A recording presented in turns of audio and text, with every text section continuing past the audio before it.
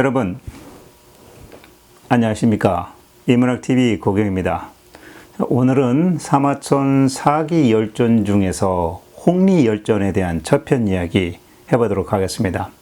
오늘 내용의 홍리열전에서 혹자, 한자 의미에서 독할 혹 또는 부사로 사용될 때에는 매우 아주 심히 이런 의미를 갖는 한자어가 되겠습니다.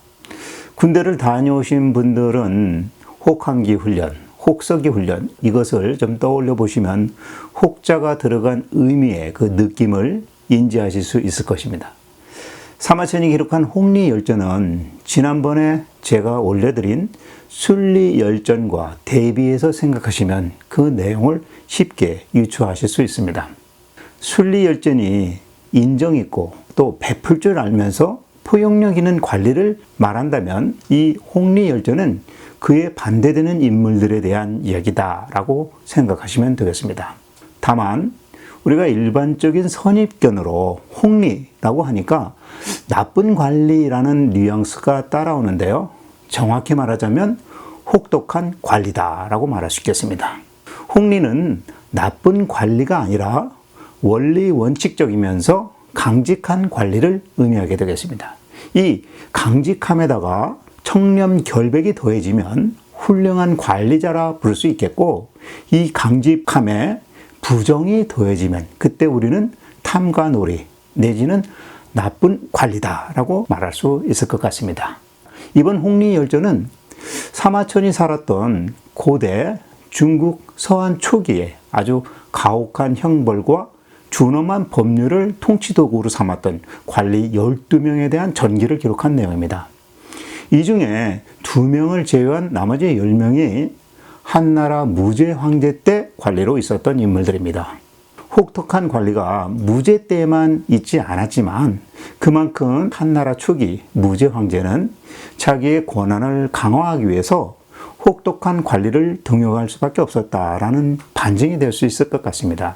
하지만 이러한 강압적 통치 방식은 오히려 반발을 가져왔고, 따라서 한나라 무제 황제 이후에 서서히 도둑과 봉기가 더해서 가중시키는 결과를 초래하고 맙니다. 이렇듯 이런 역사는 반복을 하는 겁니다. 다만 우리는 역사에서 얻은 교훈을 토대로 삼아서 이 현실에 적용하는 사람, 그렇지 않은 사람, 딱 이렇게 두 분류로 나눠질 뿐입니다.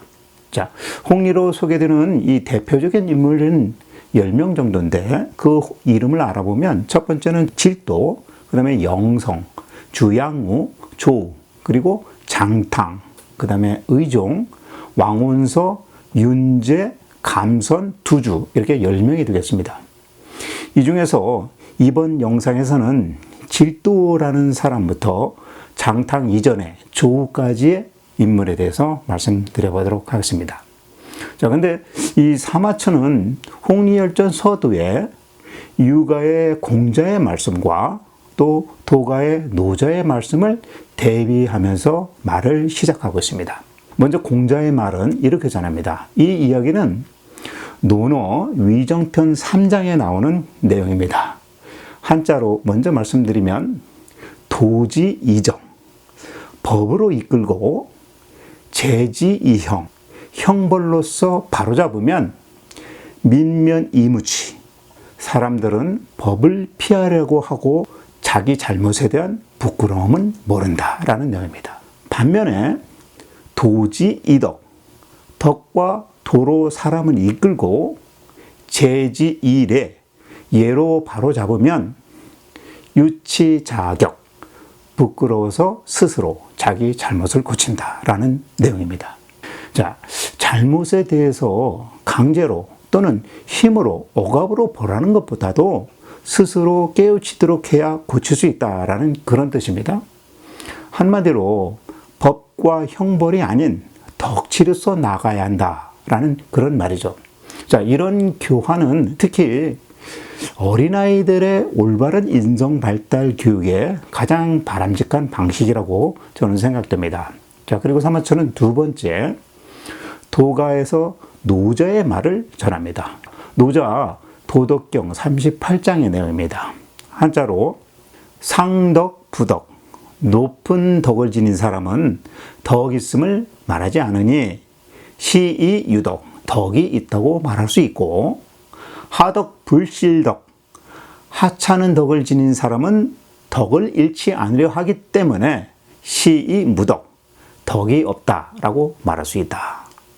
법령자장, 그래서 법령을 더욱 엄격하게 하면 도적 다유, 도적대들은 더욱 늘어만 간다라는 얘기입니다. 법과 형벌로 다스리려고 하면 할수록 빠져나갈 구멍과 허점을 악용하려 한다라는 것이죠. 자, 우리가 실례로 부동산 관련해서 관련법을 꼼꼼하게 제정하고 또 보완하고 추가해도 그 법망을 피하기 위한 꼼수만 더 늘어나는 것이 우리의 현실입니다. 정부의 행정고위 관리로 지명되어서 청문회에 나오면 그때서 우르르 쏟아지는 각종 부동산 편법 사례, 비리 사례 이런 것이 드러나는 보도를 우리는 최근에 자주 보게 됩니다. 지금도 많은 사람들이 겉으로는 정직한 것 같아도 조금만 깊이 들여다보게 되면 부조리, 불법, 투성이라 이 말입니다. 누구를 믿고 도대체 지지를 해야 할지 고민이 되는 상황입니다. 근데 이러한 상황은 지금으로부터 2200년 전 한나라 때에도 마찬가지였다는 거죠. 그래서 이 공자는 죄인을 형벌로 바로잡기 힘들다라고 말을 하고 있고, 노자는 법으로 모두를 통제할 수 없다라고 말하고 있는 것입니다. 사마천은 이 공자와 노자에 대해서 이렇게 말을 하고 있습니다. 법령이라는 것은 다스리기 위한 도구이지만 정치에 맑고 탁함을 다스리는 근본적인 제도는 못 된다. 한나라 이전에 진나라의 법체계는 아주 치밀했지만 그 안에서도 간사함 그리고 거짓을 일삼는 사람들이 싹트게 되었고, 이러한 상황이 극에 달하자 관리들뿐만 아니라 이 백성들 서로 간에 속이고 나라를 어지럽히는 불안한 사회가 만들어졌다라고 말하고 있습니다. 자, 이러한 상황에서 설령 도덕을 말하는 사람도 자신이 맡은 직무를 감당하지 못했던 것이다 라고 사마천은 말하고 있습니다. 자, 이 말은 어떻게 보면 홍리가 되고 싶어서 되는 것이 아니라 그 당시의 환경과 체제 이런 것들이 홍리를 만들어낼 수밖에 없었다라는 그런 말이죠. 자, 그러면 지금부터 이 사마천이 소개하는 홍리에는 어떠한 인물들이 있었는지 한 사람 한 사람씩 알아보도록 하겠습니다. 한나라 이전 진나라 진시황제 이후 진나라의 아들 호해가 마지막 진나라의 통치자였죠. 그런데 이 진나라가 멸망한 후에 한나라를 세운 고조 유방이 들어서면서 진나라 때의 법을 모두 없애버리고 약법 3정을 딱 만듭니다. 그래서 법 3가지만 두고 그간에 힘겨웠었던 이 진나라의 백성들의 민심을 한나라를 세운 유방에게 끌어들이기 위한 시작을 했었죠. 한나라를 세운 고조 유방 때에는 사실상 홍리가 거의 없었다라고 합니다. 근데 이 한고조 유방의 아내 여태우죠. 여호가 유방 사후에 집권을 하면서 처음으로 그 황족의 가족들을 압박했던 후봉이라는 인물이 있었다고 합니다. 그리고 여태우가 죽고 나서 문제, 그 다음에 경제 황제 때 각 지역의 제후국에서 5초 7국의 난이 발단이 되죠. 그때 그 5초 7국의 난의 발단 인물인 조조, 원앙 조조열전에서 제가 한번 소개해 드렸었습니다. 이 조조 역시 가혹한 관리로서 살아가다가 결국 죽음을 당했다라고 사마천은 기록을 하고 있습니다. 그 이후에 이 질도, 그 다음에 영성이라는 두 사람이 새롭게 등장을 합니다. 그러면 먼저 질도라는 인물입니다. 이 질도는 문제 황제 때 궁에 처음 들어와서 관직을 시작하게 되었고, 또 경제 황제 때를 거쳐서 무제 황제가 즉위하기 직전에 참수당하고 사형당한 인물입니다. 자, 그러면 먼저 이 질도의 성품을 사마천은 이렇게 소개하고 있습니다. 질도는 그 사람됨이 용감하고 기계가 넘쳤고 또 청렴 공정했다. 그리고 사사로운 청탁성으로 보내온 편지는 아예 뜯어보지도 않았고, 또 외부로부터 받는 선물은 일절 사양했고, 또 남들의 어떤 척탁도 들어준 적이 없었다. 청렴 결백을 강조하고 있습니다. 그리고 이 질투는 항상 자기 스스로를 이렇게 말했다고 합니다. 나는 이미 부모를 등지고 나라의 관리가 되었으니 이 직책에서 목숨을 바쳐서 절개를 지킬 것이고 내가 죽을 때까지 내 처자식만을 돌보지는 않겠다라는 표현을 했답니다. 자, 이렇듯 사마천은 이 질투에 대해서 홍리로 소개를 하고 있지만 청렴 결백하고 아주 강직한 관리로 소개하고 있습니다. 지금 이 순간에도 이러한 마음 자세로 우리나라의 공적인 자리에서 공직을 수행하시는 분들이 많이 있으리라고 저는 기대하고 믿고 있습니다.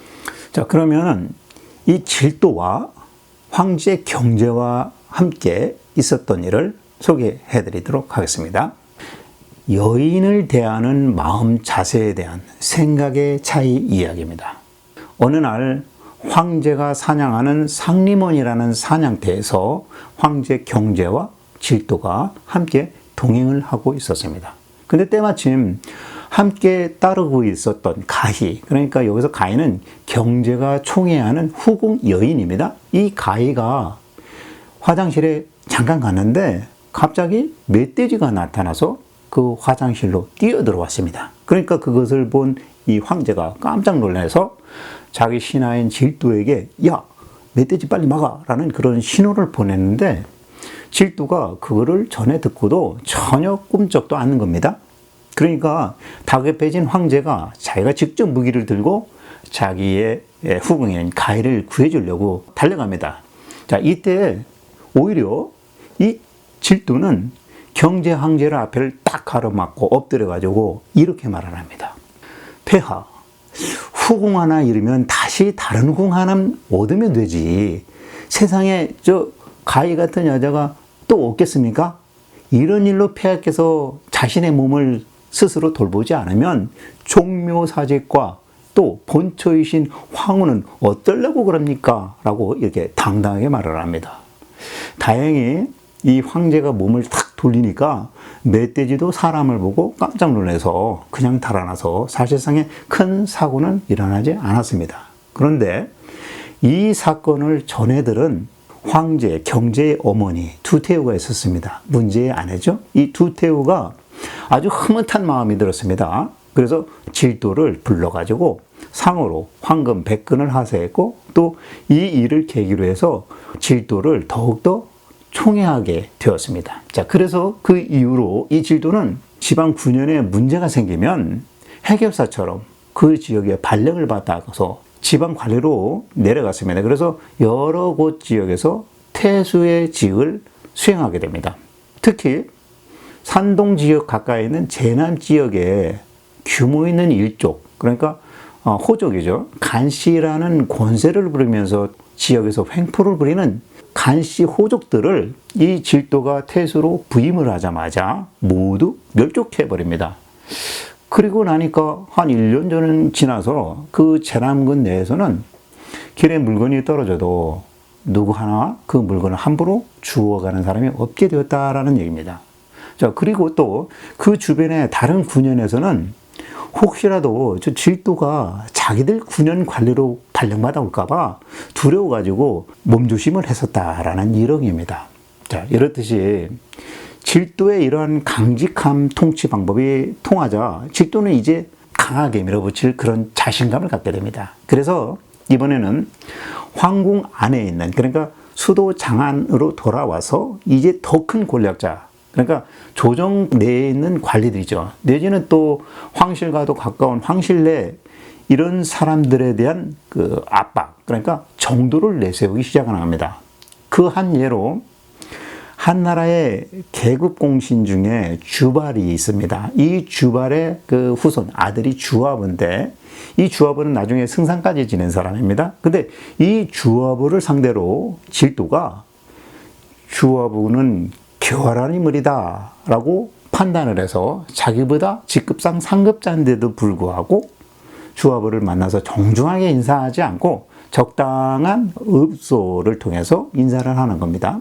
자, 그러다가 이제 황족까지 그 영향력을 행사하기 시작합니다. 그러니까 결국 경제의 아들이 있습니다. 태자, 유영이 있었습니다. 근데 이 유영이 사실상 태자로 있다가 폐위돼 가지고 임강왕에 부임을 했는데, 그런 태자였던 유영을 이 질도가 소환을 해가지고 죄를 지었다 해서 신문을 하기 시작합니다. 자, 그런데 이 유영은 그 전에, 신문을 받기 전에 나 스스로 죄를 반성하고자 아버지 경제에게 편지를 좀 쓰겠다. 그러니 내가 편지 쓸 수 있도록 필기도구 좀 달라고 부탁을 합니다. 옷 관리의 형리에게. 그래서 아버지 경제에게 편지자도 올려드리고 그 다음에 신문을 받든 뭐든 하든 하겠다라고 말을 했습니다. 근데 이 질도가 그것도 못하게 딱 막아버립니다. 그러니까 그때 궁궐내 신하들 중에서 두태우의 조카 두영이라는 사람이 있는데, 이 두영이라는 사람이 자기 지인을 통해서 이 태자, 임강왕이죠. 임강왕에게 필기도구를 전달해 주도록 합니다. 그래서 결국 이 임광왕은 그 필기도구를 두영을 통해서 받아가지고 자기 아버지 황제 경제에게 자기의 할 말을 쭉 편지로 적은 다음에 보냅니다. 그리고 나서 이 유영이 스스로 자결을 하고 죽습니다. 자, 지금도 검찰에 불려서 나가가지고 조사를 받다가 중압감 내지는 강압에 못 이겨가지고 스스로 자결해버리는 사람들이 있죠. 아마 경제의 아들 율태자, 폐태자 된 이 임강왕이 결국 그런 마음이 아니었나 싶습니다. 질도가 죄에 대한 혐의점을 막 몰아붙이니까 그의 죄에 대한 압박감 또는 신문에 대한 압박감 때문에 율태자는 스스로 자결하고 말았던 겁니다. 사실 서두에 멧돼지에 공격받은 후궁 때문에 옥체를 함부로 해서는 안 되면서 황제를 우선해야 된다라고 주장했던 이 질도를 처음에 크게 칭찬했던, 서두에 말씀드렸던 두태우에게는 질도의 행동이 아주 충격적으로 받아들여졌습니다. 왜냐하면 임강왕이 누굽니까? 죽은 임강왕은 두태우의 친손자입니다. 그러니까 이 질도가 나가도 너무 나간 것이죠. 결국 이 소식을 들은 두태우는 아주 화가 머리끝까지 올라와서 안 되겠다. 내가 저 질도를 직접 다스리고 중상모략을 해서라도 저놈을 몰아내야 되겠다라고 결심을 하고 결국 파직을 시킵니다. 그래서 질도는 두태우의 그 모략에 걸려 들어가지고 관직을 내려놓고 집으로 돌아가게 됩니다. 자, 그런데 사실상의 실권자는 두태우가 아니죠.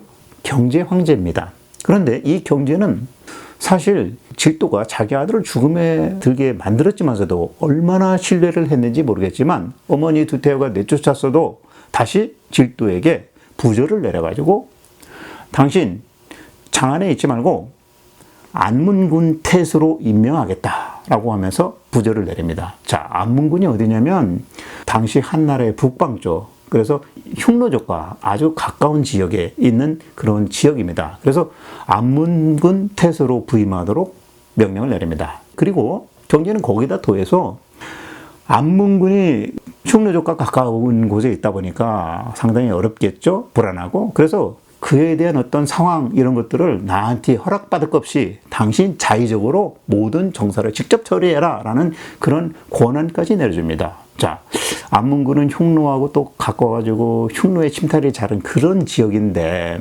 질도가 안문군 태수로 온다는 소식을 들은 흉노족은 깜짝 놀란 거예요. 이미 이 흉노족들도 평소에 이 질도의 성품이 어떻다라는 것을 잘 알고 있었던 겁니다. 그래서 안문군 일대 진을 치고 있었던 흉노족들이 자기들 병력을 뒤로 다 몰립니다. 그리고 나서 흉노족은 질도가 죽을 때까지 내지는 안문군 태수에서 다른 자리로 옮겨갈 때까지 안문군 가까이 아예 올 생각을 하지 않습니다. 그리고는 겨우 한다는 것은 이 흉노족들이 나무로 딱 질도의 형상을 뗀 인형을 만들어 놓고 자기들 흉노 기병들로 하여금 말을 타고 달리면서 인형을 향해서 화살을 날리도록 했는데 이게 사실인지 모르겠지만 그나마도 질도가 얼마나 두려웠는지 나무로 만드는 질도 목형 하나 적중시키지 못했을 정도였다라고 사마천은 역사사에 기록하고 있습니다. 자, 그런데 이 황실에 있는 두태우는 여기서 끝내지 않습니다. 질투가 저렇게 활기를 하는 이상 질투를 어떻게든 법에 걸어가지고 잡아넣으려고 중상모략을 지속적으로 하게 됩니다. 그래서 결국 질투를 다시 죄에 올감해서 불러들입니다. 그러니까 그때 보다 못한 아들 경제 황제가 자기 어머니 두태에게 찾아가서 이렇게 말합니다. 어머니, 질투는 사실 충신입니다. 라고 하소연을 합니다. 그러면서 질투를 풀어줘야 된다라고 황제가 어머니를 찾아가서 막 이야기를 한 겁니다. 그러니까 그때 이 어머니 두태오가 자기 아들 경제 황제 보고 결정적인 한마디를 이렇게 내뱉습니다. 황제, 그럼 황제의 아들 임광왕은 충신이 아니었다는 말씀입니까? 라는 말을 합니다. 자, 이 말을 듣고 결국 이 경제 황제도 더 이상 질투를 감싸줄 수만은 없었던 것입니다. 그래서 결국 질투는 허리를 베게 되는 참수형을 당하게 됩니다. 자, 여기서 저는 이런 말이 생각합니다. 강하면 부러진다. 한자어로 목강즉절이라고 표현을 합니다. 나무가 강하면 결국 꺾어진다라는 뜻이죠. 나무가 아무리 강해도 바람이 불어져 끼면 쉽게 꺾인다라는 그런 얘기죠. 너무 강하면 오히려 멸망하기 쉽다라는 그런 비유를 하는 한자어가 되겠습니다. 자, 질투에 대한 이야기를 해봤습니다. 자, 이번에는 두 번째 인물, 영성이라는 인물을 소개해 드리겠습니다. 여러분 주변에는 지인 중에서 다른 사람에게는 지고 못 사는 그런 성격의 소유자를 보신 적 있습니까? 그 중에서도 특히 자기보다 지위가 높은 상대는 음해해서 어떻게든 깎아내리려고 하고 자기보다 직급이 낮은 하위자 내지는 후임자에게는 말도 못 꺼내게 하는 억압해버리는 그런 부류의 간악한 인간을 말하는 겁니다. 자, 이 두 번째 홍리로 소개되는 영성이라는 인물이 바로 그런 인물입니다. 영성은 경제 황제 때 황제를 호위하는 낭관 알자라는 관직에 있었습니다. 자, 그만큼 행실에 있어서는 상당히 교활하고 악랄했는데도 불구하고 또 자기 마음대로 위세를 막 부린 그런 사람인데도 불구하고 이런 인물일수록 가까이 함께하는 황제는 그런 사람을 잘 못 알아보는 거예요. 그래서 오히려 경제 황제는 이 영성을 더 높은 자리로 승급을 시켜줍니다. 그래서 결국 이 영성은 승진을 해서 제남 도의가 됩니다. 자, 도의라는 직책은 지방의 군권 내지는 치안 담당을 맡고 있는 최고의 위치 수장입니다. 그리고 그 한편에 또 지방에 내려가면 행정권의 최고의 관직은 태수라는 직책이 있습니다. 그래서 이 도의와 태수, 지방에 이 도의가 있고 태수가 있는데 그 자리에 아까 전에 소개시켰던 태수가 바로 제남태수로 있었던 질도였습니다. 근데 그 이전에 도의로 부임했던 사람, 영성이 오기 전에 도의로 있었던 사람들은 이 태수 질도를 찾아가서 먼저 인사를 했는데 그 사람들이 도의가 질도, 태수를 찾아가서 그렇게 한 이유가 사실 질도가 두려워서 그랬어요. 그런데도 불구하고 새로 부임한 도의 영성은 질도를 초월해가지고 오히려 질도보다 더 높은 자리에 승진하게 됩니다. 그러니까 오히려 이번에는 질도가 평소에 영성의 평판을 잘 알고 있었는지 몰라도 일단 대우를 잘 해주고 또 서로 환담을 나눌 정도로 친분을 쌓아가게 됩니다. 자, 제가 볼 때는 아마 이 청렴결벽의 강직함까지 갖고 있었던 질도도 영성이라는 사람의 간괴함 또는 음흉함 이런 것들을 잘 알고 있었고 그 사람을 통제할 수 있는 그런 자신이 없었던 게 아닌가라는 생각이 듭니다. 자, 이런 말이 있잖아요. 우리가 길 가다가 똥이 무서워서 피하는 것이 아니라 더러워서 피한다라는 그런 표현처럼 질도는 일부러 영성을 좀 피했던 것 같습니다. 자, 그 이후로 시간이 조금 지나서 질도가 두태위의 노여움을 샀기 때문에 아까 말한 대로 참수를 당해서 죽어버렸잖아요. 그러니까 그때 이 수도 장안 인근의 황족들 중에는 이제 질도가 없어졌다 해가지고 고피 불린 망아지처럼 아주 나쁘고 흉악한, 그러면서 또 법을 어기는 그런 사람들이 더 많아집니다.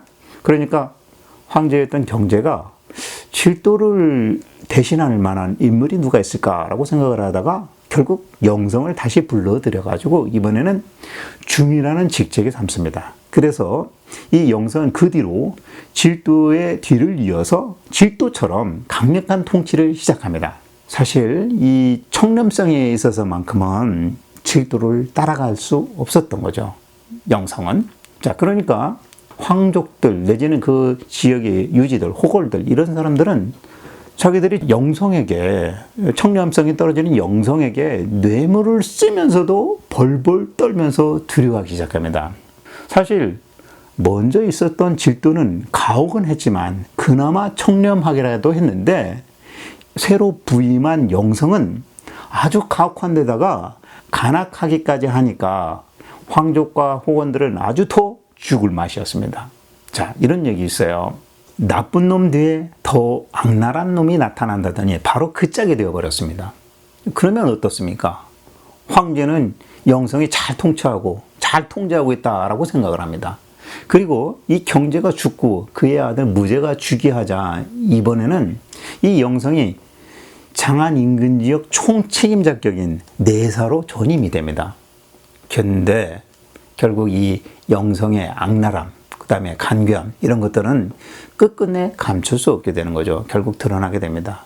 그간에 영성에게 당해왔던 황제 외척들 가운데서 여러 사람이 영성을 결점을 이제 들추고 또 헐뜯기 시작합니다. 그래서 이 결국에 영성은 옥에 갇힙니다. 그리고 목에 칼을 차고, 그런 그 형벌을 이제 곤겸형이라고 하는데, 목에 칼을 차고 감옥에 갇히게 됩니다. 자, 보통은 고위직에 있는 사람은 이 당시만 해도 아까 세자도 스스로 목숨을 끊었듯이 형벌을 받게 되면 고위직에 있는 사람 같은 경우는 스스로 자결하는 게 통상적인 일이었었는데, 영성은 오히려 이렇게 생각합니다. 야, 이제 내가 더 높은 자리에 오르기는 글렀구나 라는 생각을 갖고 자기 목에 씌운 형틀을, 이것을 풀어버리고 관문, 함국관을 통과할 수 있는 관문 통행증을 위조를 해서 몰래 탈출을 해서 함국관을 빠져나와서 자기 집으로 달아나 버립니다.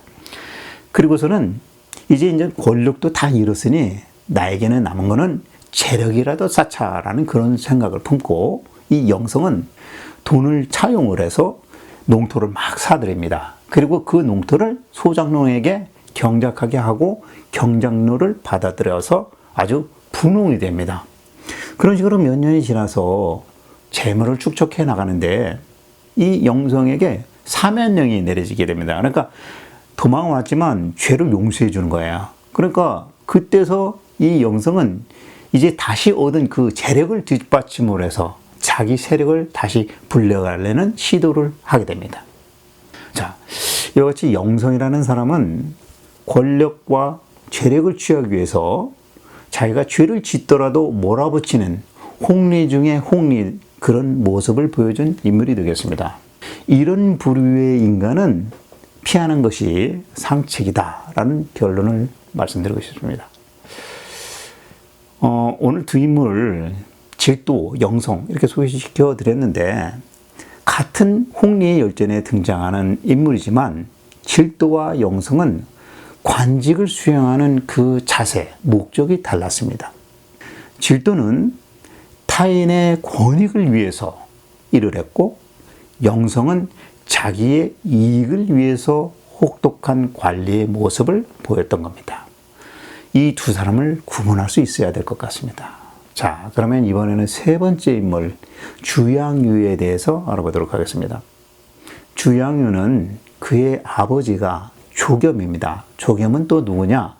한나라를 세운 한고조 유방의 처남입니다. 그러니까 이 유방의 아들 중에서 회남왕 유장이 있는데 이 유장의 외삼촌인 겁니다. 그러니 황실의 외척인 거죠. 그래서 외척의 세력을 입고 궁궐 내에서 난관으로 있는 데에서 여태우 이후 문제, 경제를 섬기면서 또 이 경제 때에는 군수까지 되었던 그런 인물입니다.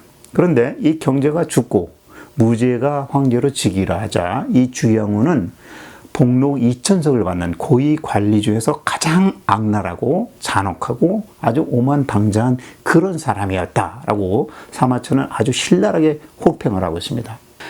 이같이 혹평을 받게 된 그 사례로서 한 가지 말씀을 드리면, 주양우는 자기하고 친하면 법을 어겼어도 살려줬고, 자기하고 아주 친하지 않고 자기가 미워하는 사람이다 라고 하는 사람이 있다면 법률을 바꿔서라도 그 사람을 꼭 해치워버렸다라는 얘기입니다. 그러니까 이 주양우가 부임했었던 군의 그 호족 세력들은 아예 존재 자체가 불가능했다라고 합니다. 그러니까 주양우 같은 인물은 자기하고 대적할 세력을 남겨두지 않는 그런 인물이었다라는 거죠. 그런데 이 주양우가 계속 승급을 해서 도의가 되었을 때는, 아까 도의 말씀드렸죠? 치안이나 군권을 갖는 지방관이라고. 그런데 이 도의가 되었을 때 오히려 그 지역에 행정수장을 맡고 있는 태수를 없인 여기면서 그 태수가 갖고 있던 통치권까지 빼앗았다라고 합니다. 근데 그 반대로 주양우가 태수가 되었을 때는 다시 도의의 직분에 있는 사람을 마치 자기 자신의 하수인처럼 버렸다라고 합니다. 그러니까 항상 자기가 최고여야 되는 그런 인물이었던 거죠.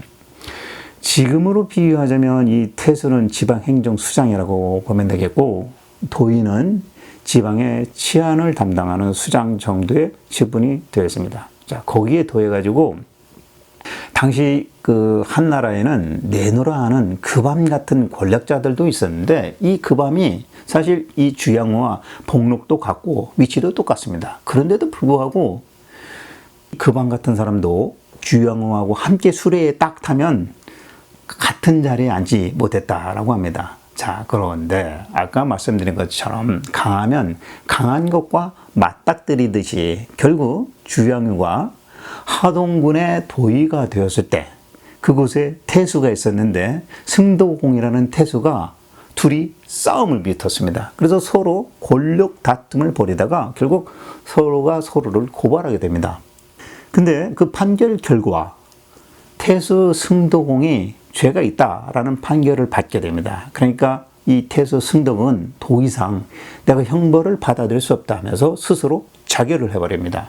그러고 나니까 이 주양우 역시 당신도 죄가 있다라는 판결을 받게 되었고, 주양우는 기시형, 허리를 자르는 판결을 받고 참수를 당하게 됩니다.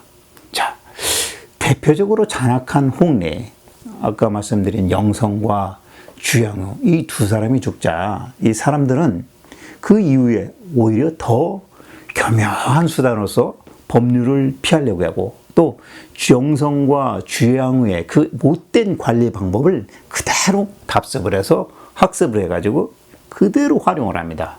그래서 이런 홍리, 나쁜 홍리들은 배우지 않아야 되는데 오히려 그런 홍리들의 못된 실을 더 배우고 사회가 더 혼란해졌다, 이런 얘기입니다.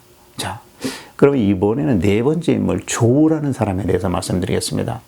이 조우는 사실상 직급이 낮은 하급관리였습니다. 그래서 지방 군현에서 사무를 보는 일반, 지금으로 하자면 일반 행정직 공무원이었던 거죠. 근데 그 당시 이 조우가 상당히 청렴함을 보였던 모양입니다. 그래서 그게 눈에 들어와서 이제 좀 승진을 해서 중급 정도의 관리가 되는 영사로 승진을 하게 됩니다. 그런데 그 당시 그 자리에 태위로 누가 있었냐면 아까 말씀드렸던 승상까지 올라가게 되는 주화보가 있었는데, 이 주화보를 보좌하게 됩니다.